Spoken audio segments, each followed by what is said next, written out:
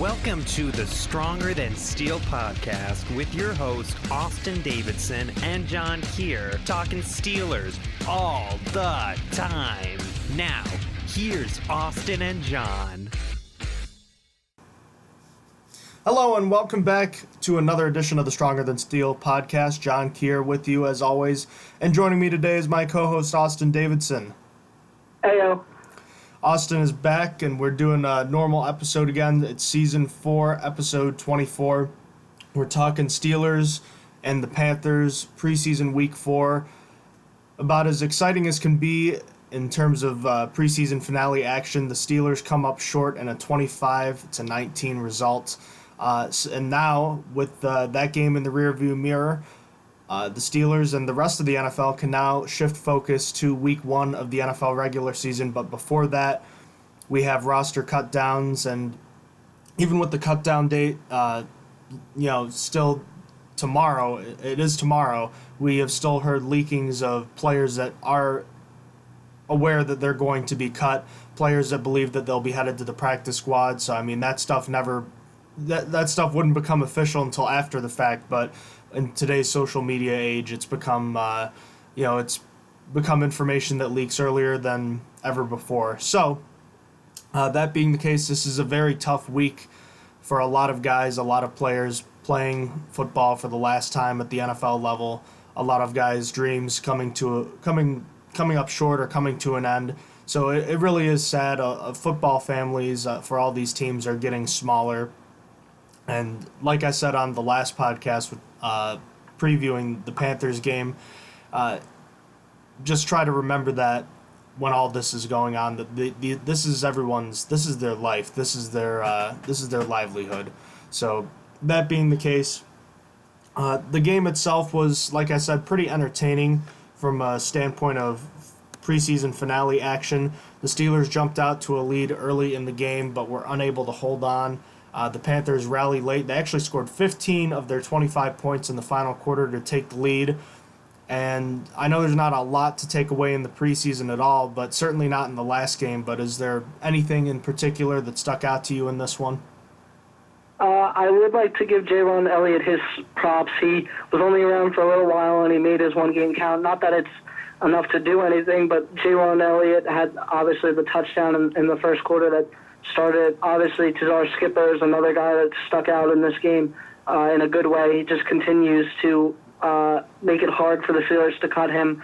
Something else stuck out, Devin Bush played a little bit too much, in my opinion. I don't really know why he played all the way almost into like halfway through the second quarter. That was like a lot of time for a guy that's projected to be like a starter, subbing in and out of certain packages for like Mark Barron, but that was a lot. I was happy that Cameron Sutton finally ended the Steelers' drought, that they didn't have a pick through the interception. There's only 2 teams going into Thursday without an interception in the preseason. That was both sides of Pennsylvania, with the Eagles and the Steelers.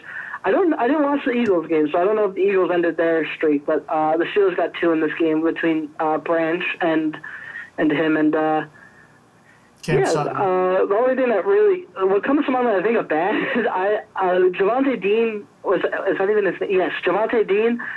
He's a new guy, just got here. He did not look good in his like one game to show anything. That was like I saw him get his ankles broken really bad in this game, and I was just like, that's a yikes for me, dog.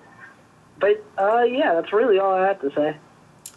Yeah, Javon Elliott from, formerly of the San Antonio Commanders, another Toledo linebacker. He was on the Steelers for 8 days, if you include today as well.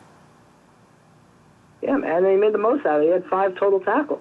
And he had the big touchdown for like 88 yards or 84 yards. Yeah, so he opened the scoring. The Panthers were driving down the field. I believe it was Will Greer. Yeah, Will Greer was at the helm. And Elliott comes off the edge and basically just knocks the ball out, and it has a perfect bounce. He just scoops it and takes it all the way. I don't know if you can make a whole... I know he did pretty well in his limited time. I still don't think he's going to be able to make the practice squad, but I think if there are multiple injuries, I think there's a chance he could find his way onto the practice squad if some guys get bumped off, I think he's kind of on that... He's got himself onto that short list. Oh, yeah. He's definitely, if there's injuries, I could totally see him getting called back if someone needs to be elevated from the practice squad, and he'll take that place. So I think the Steelers are going to keep his phone number for later. Maybe try and give him a futures contract after this next season. Johnny Holton's had an up and down preseason, but he finished on a really high note with a nice 44-yard grab from Mason Rudolph that was a touchdown. He finished leading the team with 86 yards. I think most of the time we thought that the first six guys, Smith-Schuster, Moncrief, Deontay Johnson, James Washington, Eli Rogers, Ryan Switzer. I think we thought for the most part that the first five were safe and Switzer was the guy in most danger, but I'm kind of thinking it's possible that Rogers might be in a little trouble here, and if Deontay Spencer was the main threat to Switzer, maybe Johnny Holton's the bigger threat to Eli Rogers than than Ryan Switzer. Is that kind of how you see it right now? I actually agree, because Spencer didn't really show as much on offense, but seemed like he was a good returner.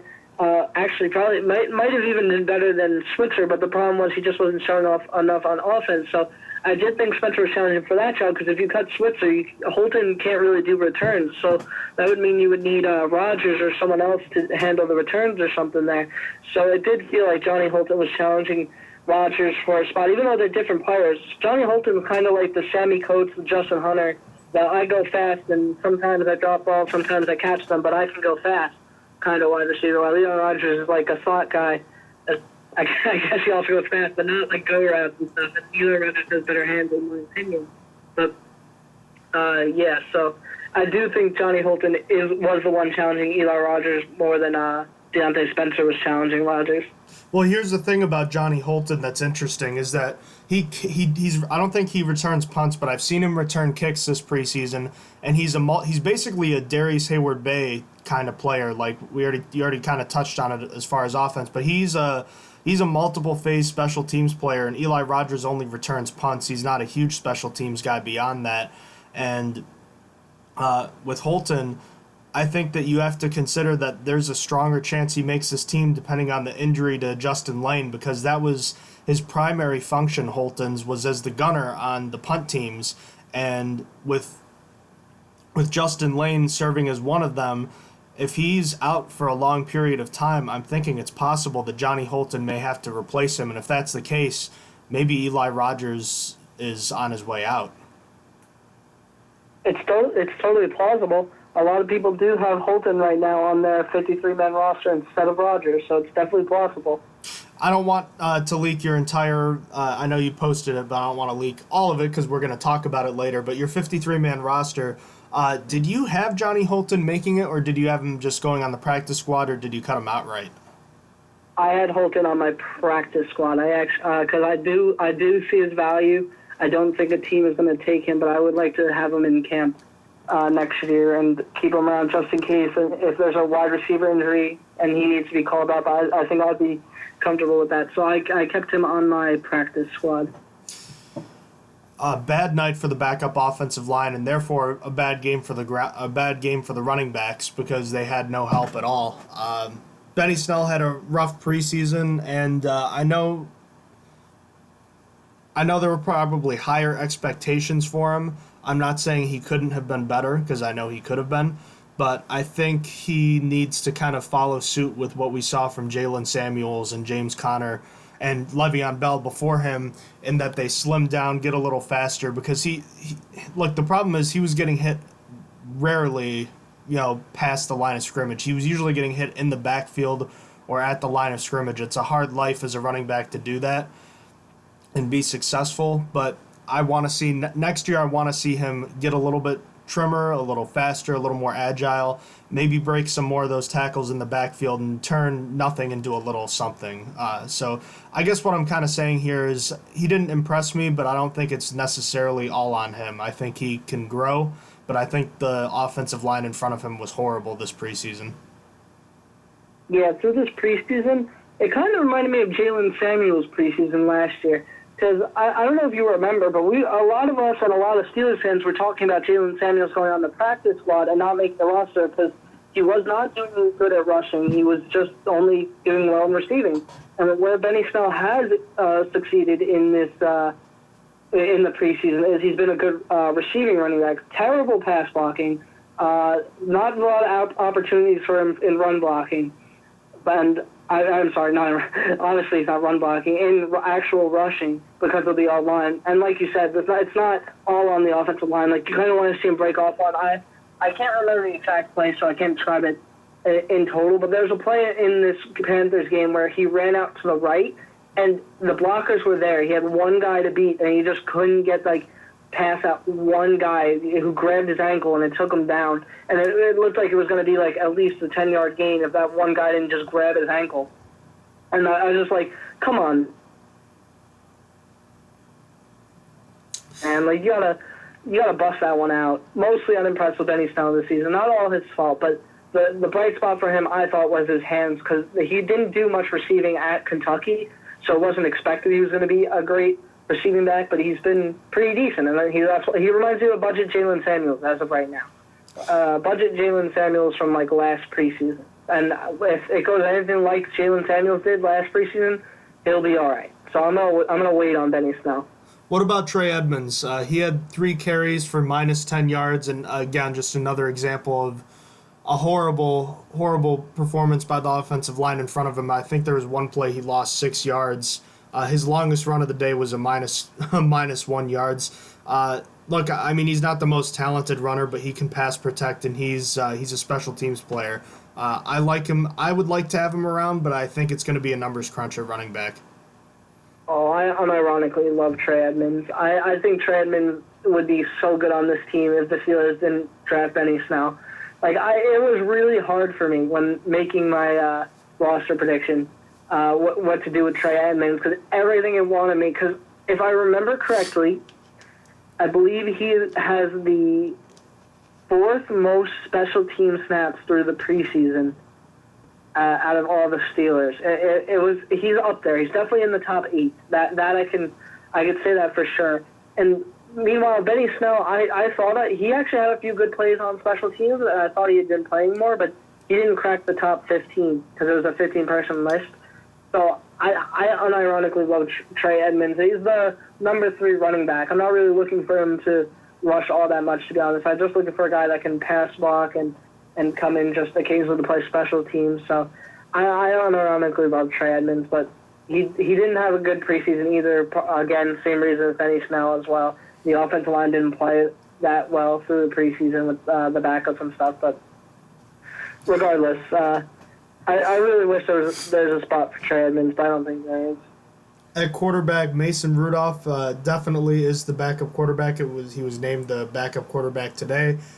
Josh Dobbs looks like the number 3, was rather unimpressive, although, again, he hasn't looked great this preseason, but he's had some pretty bad luck, too. I mean, he had the drop snap on the first play that got him out of sync, and then they didn't touch the ball again until the second quarter after that first 3 and out, plus the touchdown that was taken away from him, a tip that led to an interception, and, a one poor throw that he made near the end zone in the week 2 of the preseason. If just a few other plays go, a few of those plays go right, we could be talking about Josh Dobbs in a different light this preseason, but he didn't lead the team on a single scoring drive, so I don't even know I guess it's regression compared to last preseason, but we've said it all along that this is just kind of what he is. Yeah, at this point, we just know what Josh Dobbs is. I think he's a very good quarterback 3. I don't think he's going to get traded at this point. And I'm okay with that. I thought Mason Rudolph did really well in this whole preseason, did overall better than Dobbs, and definitely in this last preseason game 4. I think that he's good as the quarterback 2, and Josh Dobbs is good as the quarterback 3. Unfortunately, Duck Boy just couldn't get it done. Again, out of everyone, I felt the most bad for him in this game because he had the most riding on it. If he could have a good game, he could have possibly challenged that quarterback 3.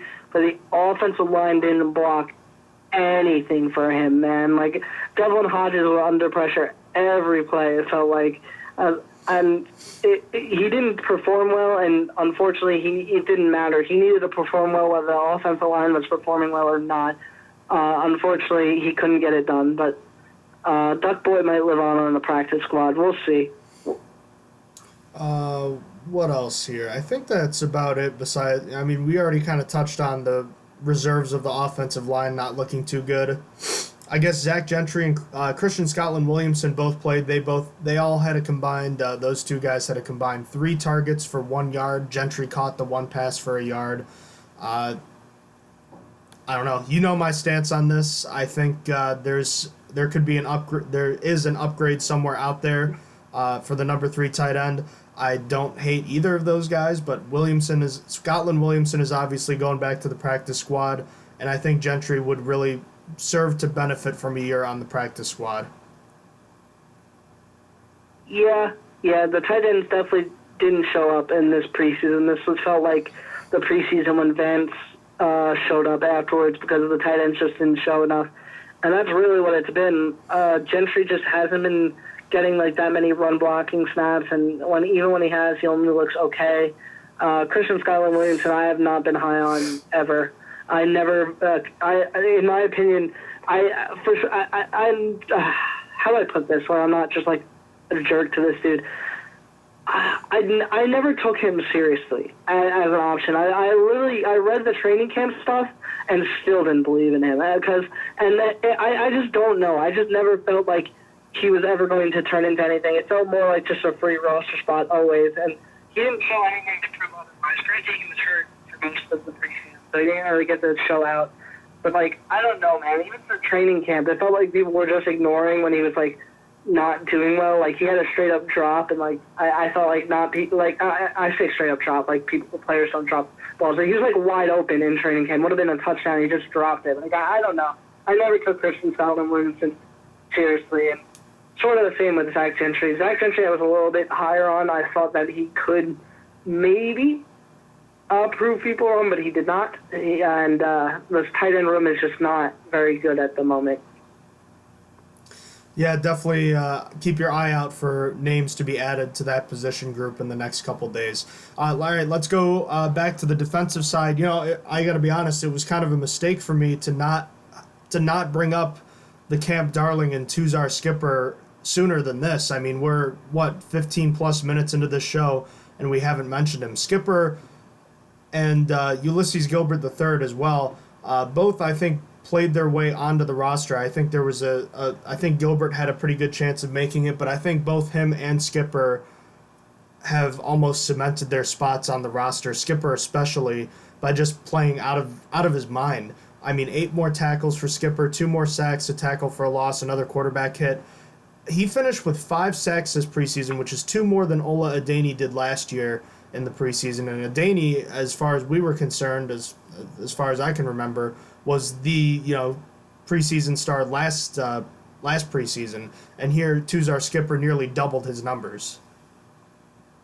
Yeah, man, Skipper's been a diamond in the rough, that's for sure. He's made it very, very hard to be cut at the moment. You really can't get rid of him. A guy with this much talent.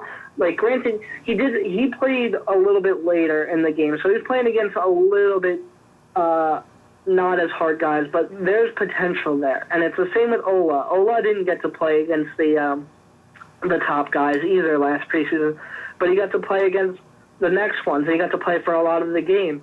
And Skipper just needed the one last check mark to be pushed onto the roster. He needed the special teams, and he played special teams. And he did decently on special teams. He got 2 tackles. And the band is going to be really... If the Steelers cut him, I actually genuinely believe he'll be the first player that someone picks up in quite a while. I believe the last time a Steelers player that was cut on the 90 to 53... Well, I mean, this is the first year we're going 90 to 53 only, but on the roster cutdowns that's been picked up was, I think, 1997. It was very far. It's been a very long time since a team has picked up a Steelers player that's been cut on roster cutdown. So I think he would be the first in a very long time because you just can't ignore that performance. Someone's got to have a roster spot. There's got to be teams that are bad enough that can just hold on to a linebacker like that. Yeah, absolutely. I think in a year he could be in the same position Ola is in this year, where he's starting. He could be a rotational piece next year. And you think about that, Austin. If that's the case, if things are trending the way they are, remember we were talking about in the offseason about how the Steelers should add an outside linebacker? Well, shoot, they might be just fine without Bud Dupree no matter what happens next year. Yeah, man, the depth piece is there. Anthony Chickillo is signed for 2 years, assuming he doesn't get cut in this roster cut down. And T.J. Watt's still there, and you're going to have Ola across from him with Cesar possibly coming in rotational with Anthony Chickillo. Like, everything seems okay, actually. I mean, of course, Skipper could flop in the regular season and just be trash when it comes to that. But I have a good feeling about Skipper. And, I mean, I guess we actually haven't really been seeing Ola either, so Ola could flop as well. But I'm expecting to see some Ola this year, and I think we're gonna figure out that Ola is gonna be dope. Arrow is definitely pointing up, that's for sure. Gilbert III, I think if Skipper has made it impossible for him to be cut, I think Gilbert has made it very hard for him to be cut. He came through and blocked a field goal early on in the game, had 3 more tackles. He's a solid special teams player, and as we know, special teams is the way to make the team if you're one of the last guys in. And Gilbert has the athleticism to do that, and maybe down the road in a few years he could be a nice LJ Fort kind of piece for the defense, a guy that can play some limited snaps. I really liked what I've seen from him this preseason. I got to be honest, when I was looking at him before the draft, I thought he would be okay, but I thought he would be a practice squad player. I didn't think that he'd make this hard of a push for the final roster. Yeah, he's done really well. The special teams play is key because he's played really well on special teams, and for him, that's really all that matters. He could have been trash on defense and played the best special teams ever, and that might have earned him a spot because he could have been one of the last guys. I mean, not this year because it probably would have came down to Cesar, Skipper, and him in that sense, but regardless, he played really well on defense as well, so that's not even a worry here. And I feel it's so interesting how things change. Right before Game 1 of preseason, we had just started talking about him as a guy on the rise. Like, it was always Sutton Smith from the beginning of training camp. Sutton Smith. Sutton Smith gets hurt, and then all of a sudden Gilbert's rising out of, like, his dust. I mean, obviously they play different positions, but, like, it just started feeling like right as the attention was off Smith, the attention got to Gilbert, and then he just started showing up, and he's done really well. I feel like he's earned himself a roster spot here. And the aforementioned Sutton Smith, was his second game back. He didn't really look all that good last week, but, you know, it was his first time playing in, 2-3 weeks. So I'll give him a little pass. In a game where he needed to show out, I wouldn't say he was bad. He wasn't, great, but he was solid. He had 2 tackles. He finished with half a sack. He technically finished with a pass defense, too, I believe, and had a quarterback hit, too. So he showed some nice things. Do you think he could make it to the practice squad? Because I was worried that if he didn't play, he wouldn't make it to the practice squad even, but I think he might have a fighting chance to make it there. I think he does. I think that the Steelers drafted him with the idea that he has a lot of upside, and with how long they held on to Brian Allen for upside, I think they could give Sutton Smith, one more chance, just to hold on to and let him see if he could if he could develop a little bit more. He didn't really get to prove his worth, I felt like, because of the injury. But so I think he is. I think he is going to stick around. Not on the 53, obviously, but on the practice squad. Just a last couple things. Deontay Johnson got 2 more cracks at punt returning, but I just didn't see enough from it. Matthew Wright missed 2 kicks on 5 attempts. So, I mean, he wasn't winning the job anyway, but this is not the way you want to go out right before teams are going to be looking for kickers. And then Ian Berryman and Jordan Berry had pretty similar stats, but I just think Berry's been a little more consistent throughout the preseason. And even though Berryman has the stronger leg, I feel like Matt Weil was better than him last preseason, and that still wasn't good enough to get him the job anyways. So, I think here we are rolling in with the same guys as last year in terms of the specialists. And then as far as punt returning goes, it's just not going to be Deontay Johnson this year. No, Deontay Johnson definitely is not going to do returns. I thought he's looked bad on every single return he's done. Okay, not every single one, but most of them, a good amount. And like you said perfectly with the punting battle, I think I literally wrote that exact thing when I was writing the special teams choices for my 53-man roster. If Weil couldn't do it, and Weil was a really good punter, it felt like, then Berryman is not going to do it after one good game. It's really funny. They averaged the same exact yards per punt at 46. Berryman just had one more inside the 20, which separated the two, I guess, a little bit, but it's not enough. It's just Berryman wasn't as consistent. Jordan Berry is like Danny Smith's darling for whatever reason. So Matt Weil couldn't do it. As you said, Berryman was not going to do it.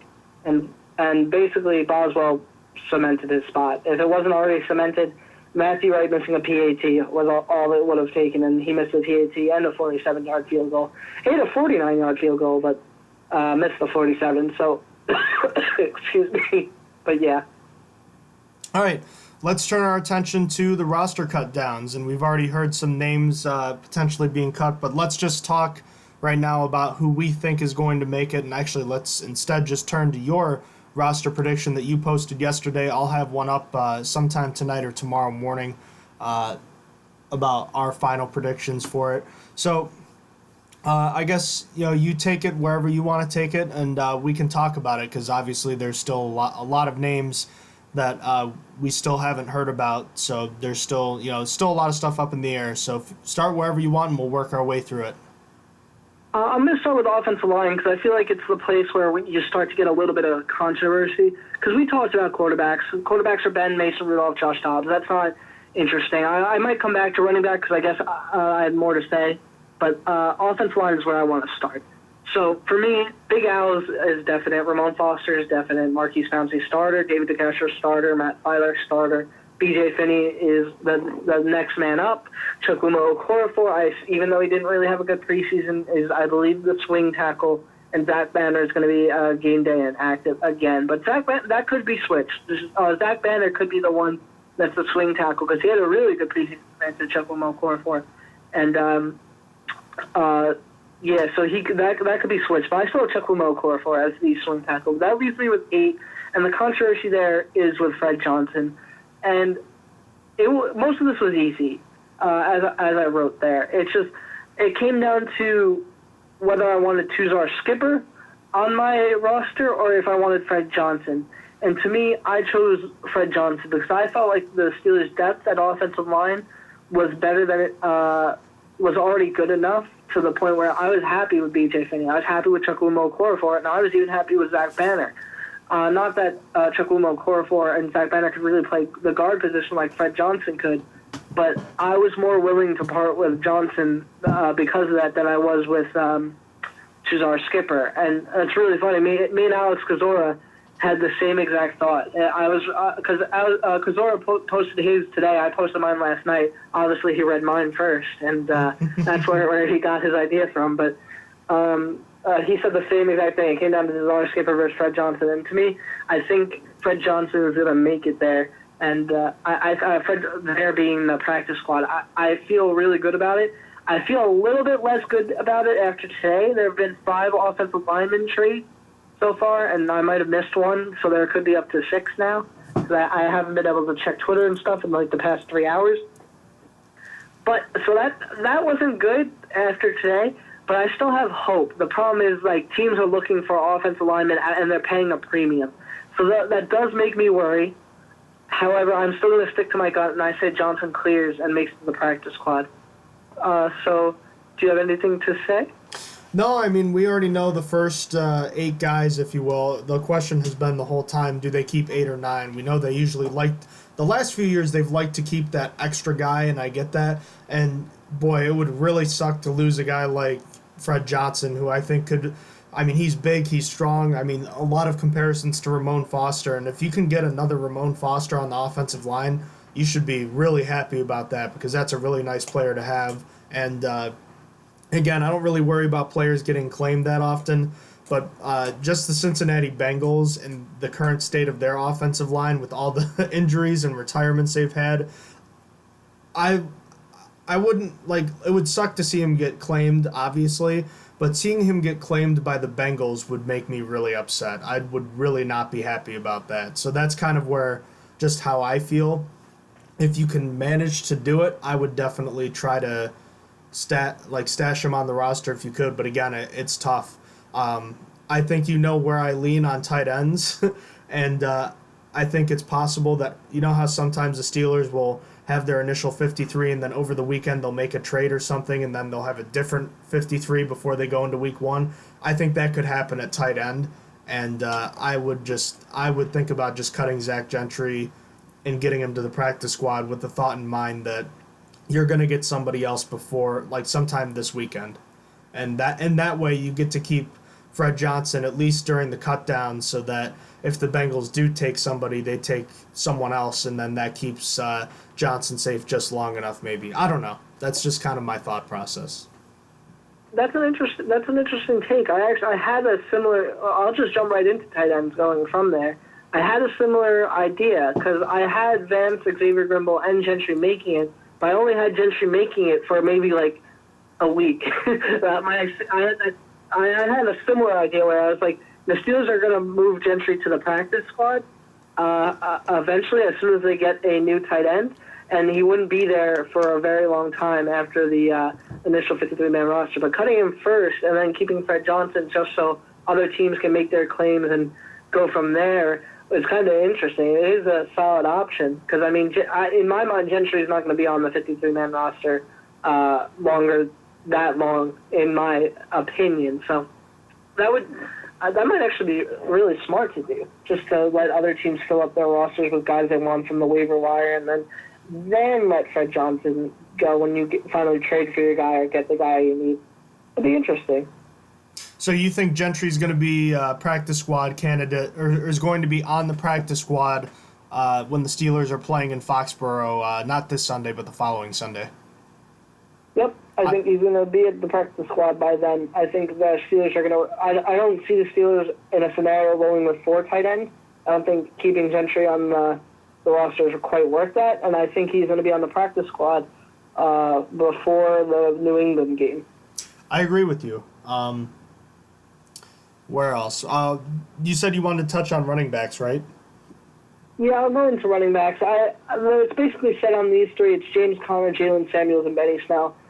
And it was, I mentioned it earlier, but I was so sad taking Trey Edmonds off my original one. I had said on my first roster prediction that the Steelers are going to keep 4 running backs because Trey Edmonds was going to be a surprise and going to do a lot more than people thought. And that was still true. I thought he played a lot of special teams. Excuse me. I thought he pass blocked really well and stuff. He might have not been the best runner, but again, the offensive line is partly to blame here. And personally, if Benny Snell wasn't as high as a pick as he was, I would 100% just to let Benny Snell go to the practice squad. But he's a 4th-round pick. I just couldn't justify cutting him with the idea that a team is probably going to take him. But the fact of the matter is, Benny Snell has sort of disappointed me. I did say, and I'll keep saying it, is that the offensive line was part of the problem. But I want to see one good run. Jalen Samuels got a good run with the bad offensive line. You saw Trey Edmonds get, I think he got a 16-yard carry in the second game. Regardless, or 11-yard or something like that. You saw him break out just one. You never saw that from Benny Snell. And Trey Edmonds and Jalen Samuels weren't playing with like the guys James Conner was playing with in Week 3 of the preseason.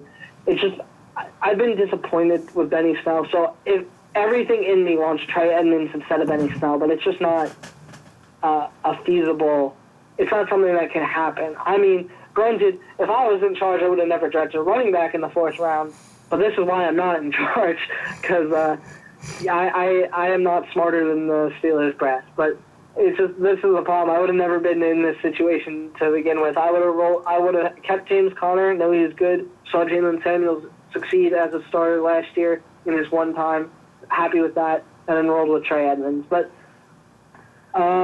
retrospect it's all, I can't think of the phrase, whatever. Everything looks better in retrospect. But still, so at the end of the day, it's James Conner, Jalen Samuels, and Benny Snell begrudgingly, because I think Trey Edmonds deserves that spot more than Benny Snell does. I could say that for sure.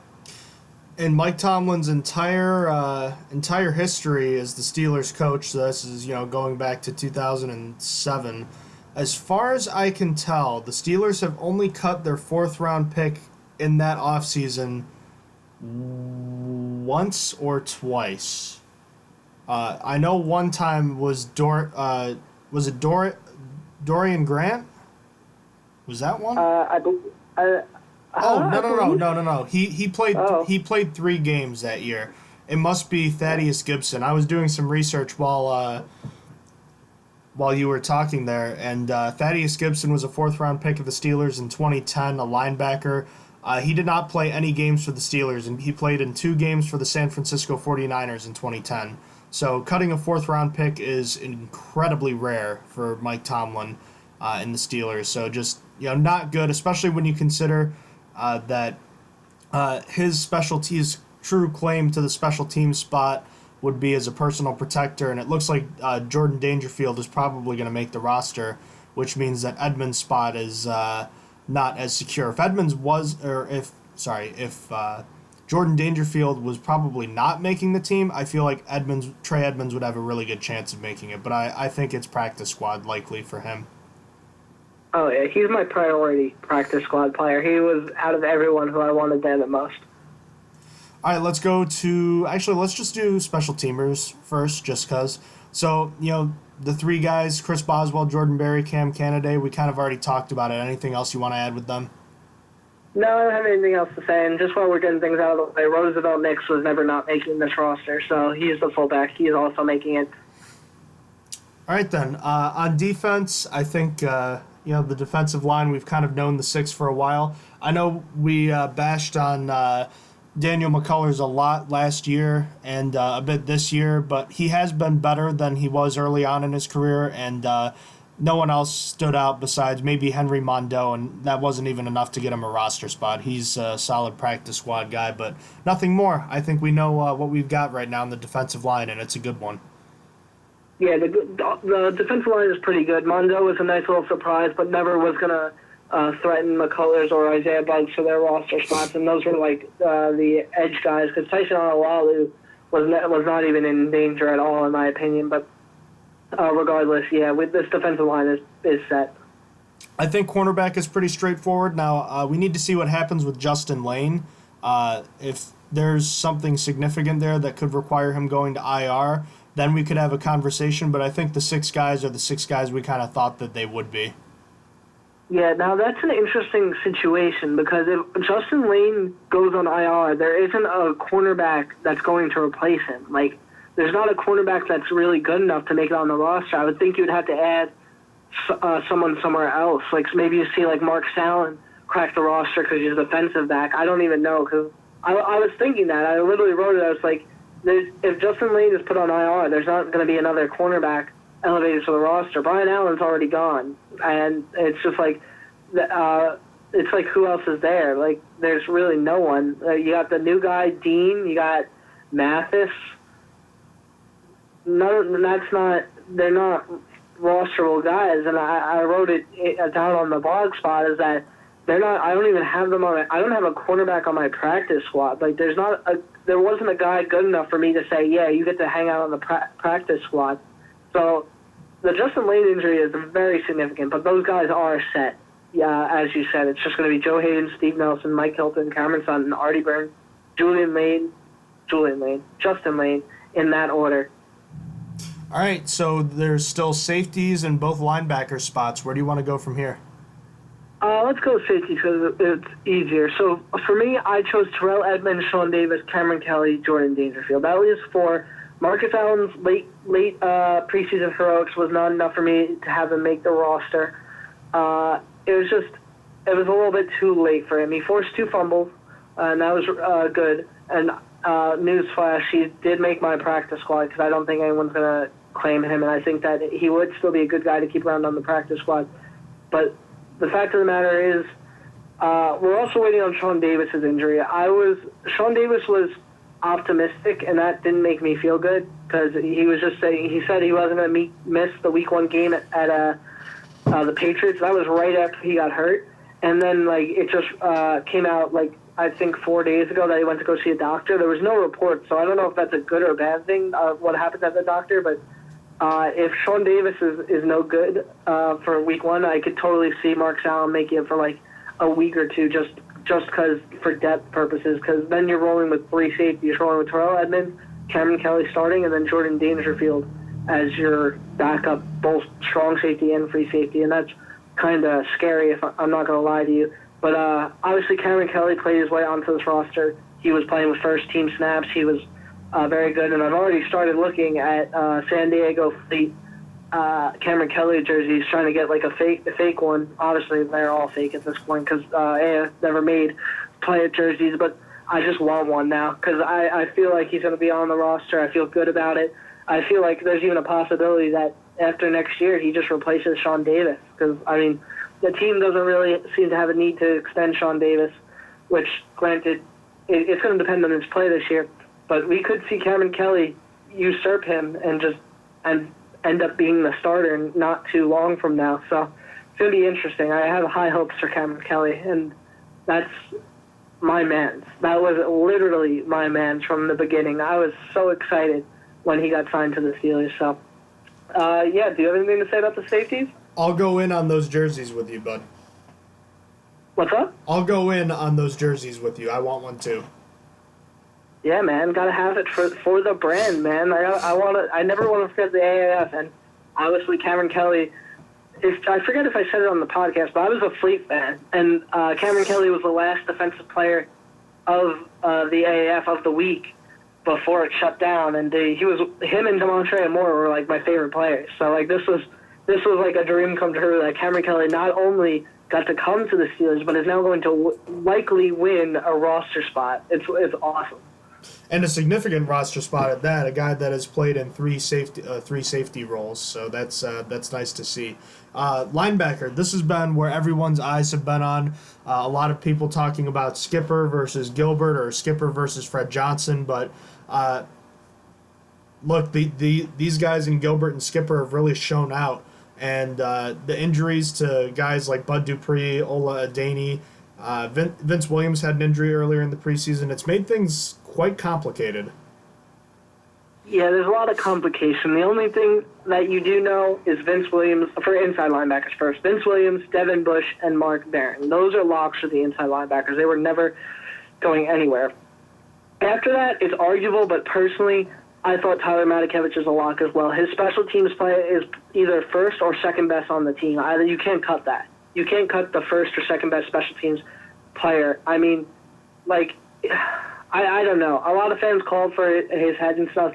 I'd be more willing to cut Chicolo before Matakevich because I believe Matakevich's special teams ability was just way better. But that's besides the point. Matakevich, for me, was also locked in because of how good his special teams play is and because he has a little bit of starting experience. He's not going to be the best, and if I ever have to see him starting, it's not going to be very good at all because that means like a lot of things just happened.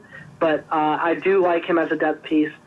And then last but not least, I do have Ulysses Gilbert making the roster. That was a questionable one for a lot of people. I feel like at this point it's not questionable anymore. But Gilbert, we already went over it. He played out of his mind this preseason. He played really good on special teams, and that's really what mattered the most. But not only that, he played really well on defense. He came out firing week one in preseason, and he's just been good ever since. He's been playing really well.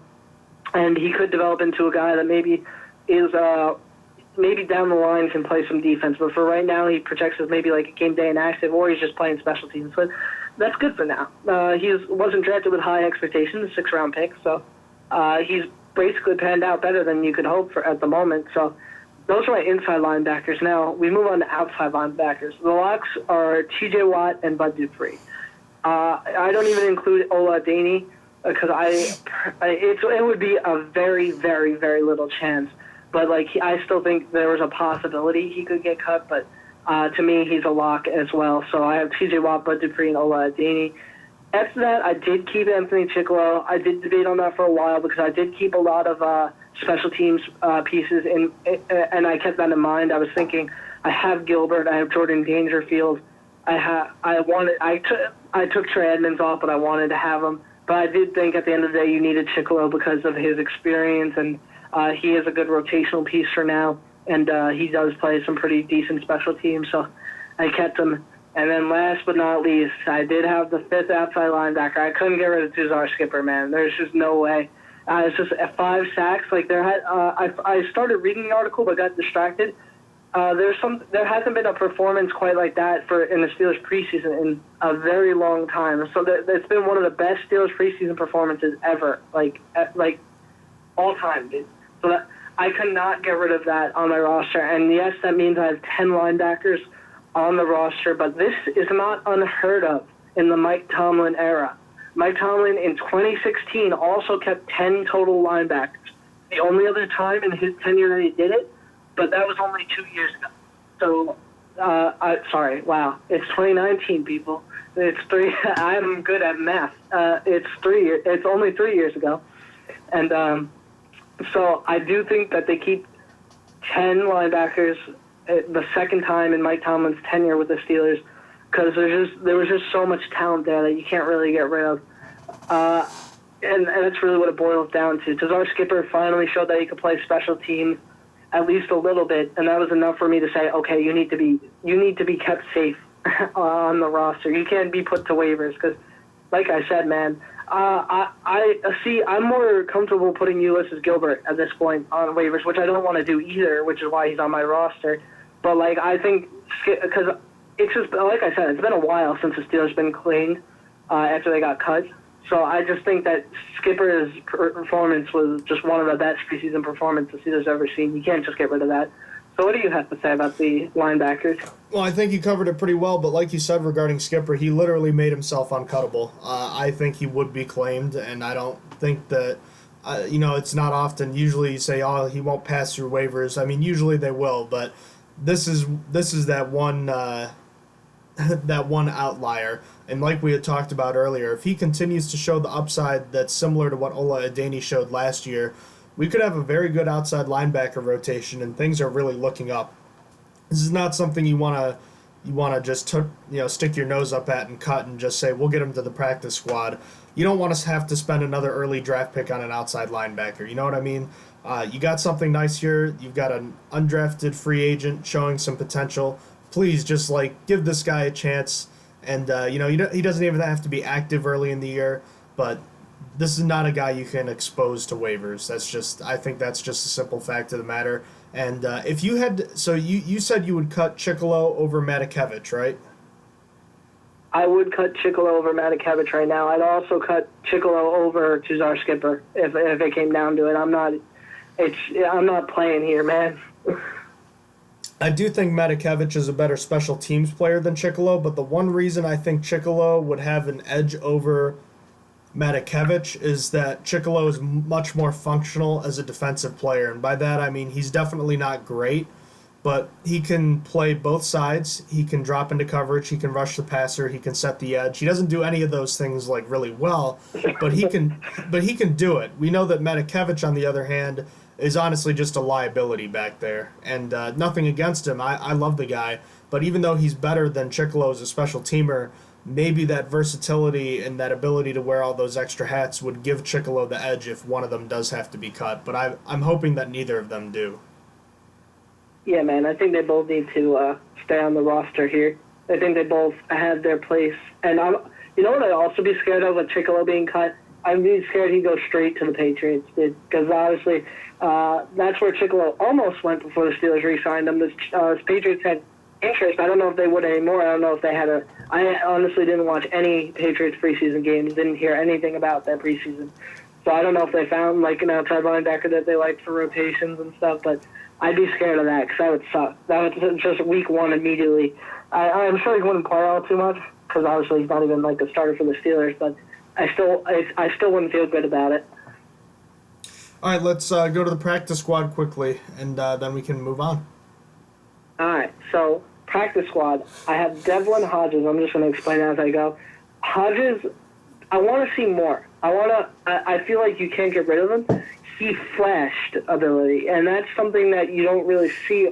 If you see that in the quarterback, you need to hold on to it, just in case, because you don't really know. I was really against keeping 4 quarterbacks in the 53 and then the practice squad, but with Devlin Hodges, I feel like I need to see a little bit more before I could say, yeah, the Steelers can just move on from him. He has at least a little bit of talent that's worth just holding on to, because you never know what's going to happen with Josh Dobbs next season. Quarterback 3 is never a secure spot. It's going to be fighting for it. So, and honestly, do we know when Josh Dobbs' deal is up? Is Josh Dobbs' rookie deal over next year? It might be. Next year is the last year. I don't really know for now. Next year is the last year for him. Hodges, I think, needs to stay around. So moving on from Hodges, I have Marcus Allen. I think Marcus Allen needs to stay around, especially in case of if Sean Davis' injury is gonna hold him out week 1. Marcus Allen needs to be there to be elevated in case Sean Davis is a no-go. So I think even though they're not the same position really, you need the safety depth, and I think Marcus Allen showed enough in the late preseason that he's worth keeping around on the practice squad to see what happens with him. I alluded to it earlier, but after Marcus Allen, I have Fred Johnson. Fred Johnson, I think, clears the waivers despite all of the teams needing offensive linemen. I'm hoping that now that everyone's traded their offensive linemen, no one else needs them besides the Bengals. That's the problem. The Bengals did not make a move yet, if they are going to make one. So, but I do think Fred Johnson clears and stays there. He's definitely worth keeping around. After Fred Johnson, I have Sutton Smith. Sutton Smith, I think that he flashed enough that he can stay around. The Steelers typically hold on to their draft picks pretty well, even if they don't make the 53-man roster. So I think they hold on to him for what he can be, because obviously he was really good at his school when he was drafted, and he showed a lot of potential. He was graded as the best pass rusher in this draft by PFF because he just destroyed his competition, but it was low-level competition, or comparatively. After Sean Smith, Trey Edmonds, I don't think I need to build on that. Derwin Gray is after Trey Edmonds. Like I said, the Steelers just typically do a good job of holding on to their draft picks. I mean, last year, the Steelers cut Joshua Frazier straight out and didn't bring him back. But other than that, it's been most of the draft picks hang around. I think they're going to want to develop Derwin Gray, see what he can turn into, because he's a big dude and could be developed into something nice. After Gray, I had Henry Mondeau. He played really well, almost sneakily well this preseason, and I think the Steelers are going to want to hold on to him. Granted, I posted my 53-man roster already, but I posted this before any cuts happened, but Henry Mondeau got cut today already, and it's already been said that the Steelers are bringing him back to the practice squad, so that's almost a guarantee that he's going to be there if he clears waivers. After Mondeau, I got Deontay Spencer. I think that he's worth keeping around in case Ryan Switzer or another returner gets hurt.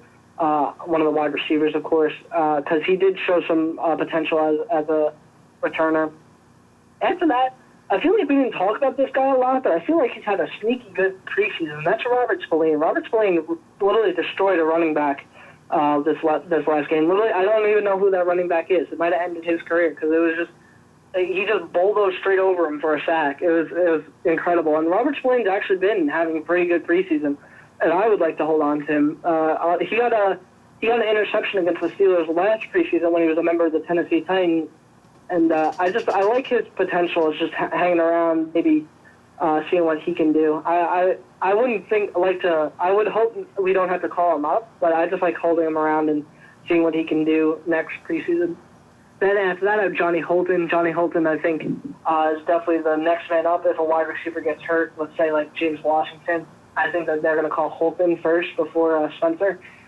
And I think that he's going to be ready. I think Holton's a pretty good wide receiver, and I think the Steelers needed to keep him back for those depth purposes. And that's my last practice squad spot that's normal. Then I have Christian Scotland Williamson because it's free. Because you could just hold on to him and, wait till next preseason and see what he does. He can't be called up because of if he's placed on the practice squad because of how this extra spot works. But he was never getting called up in my opinion anyway, so that's fine. He was just going to sit as the extra roster practice squad spot. So that's 11 practice squad members. Alrighty then. A couple of things just to get to, news and notes. Pro Football Talk tweeted earlier that they believe that the Ben Roethlisberger radio show on 93.7 The Fan is not going to happen anymore. Your thoughts? Yeah, it seemed about right after all the controversy last year. The Steelers really were trying to purge all the controversy. It was probably best to just end it and just move on. I heard James Conner did a show though, so I guess that's something. Yeah, I don't think there would have been much good coming from it regardless anymore. So even though I think it was kind of overblown, probably the best thing to do, I would have to think, right? Yeah, I think it's the best thing. Was there anything else? I mean, there were a couple trades, but I don't think it was anything that crazy. Paxton Lynch The only got one I cut. want to talk about is the Ravens one, because the Ravens actually fleeced the Patriots. I thought that. So the Patriots traded for Jermaine Illuminor, who has been decent, but I thought the Patriots had just given up a fifth-round pick for the Cardinals offensive tackle that's going to play their swing tackle. So I'm thinking that they're going to give up a seventh round pick or something for Illuminor. No, these dudes give up a fourth-round pick for Illuminor and a sixth, my dude. It's like, that was a... I mean, he's probably going to be an all-pro this year just because the Patriots traded for him or something stupid, but it was like, I did not see that at all. They got fleeced by the Ravens, man, and that double hurts. That double hurts because Illuminor is going to be there for week 1, and then obviously the division rivals just got a W on a trade. Like, how do the Steelers lose both sides of that? That sucks. Even when the Patriots get fleeced, it still sucks. One last thing, I don't want to do it tonight because we're running long, but we should also touch on Andrew Luck at some point. We never got a chance to do that. Oh yeah, that's sort of important NFL news, just a little bit. Yeah, we'll expand on it a little bit, but just quick thoughts, real quick. Sad, dude, but good for him for being brave and doing it. Agreed. Ladies and gentlemen, that'll wrap things up tonight on the Stronger Than Steel podcast. Thank you, as always, for listening in. You can always feel free to email us at strongerthansteelpodcast@gmail.com or check out our website, strongerthansteelnfl.blogspot.com. The next time we'll be talking, Austin, we'll know the Steelers' 53-man roster, and we'll be talking Steelers-Patriots. We finally made it. We're through the preseason, and week 1 will be here before you know it.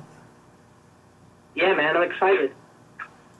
As we should all be with the regular season right around the corner. Ladies and gentlemen, thank you again for listening to the Stronger Than Steel podcast. Have a terrific night.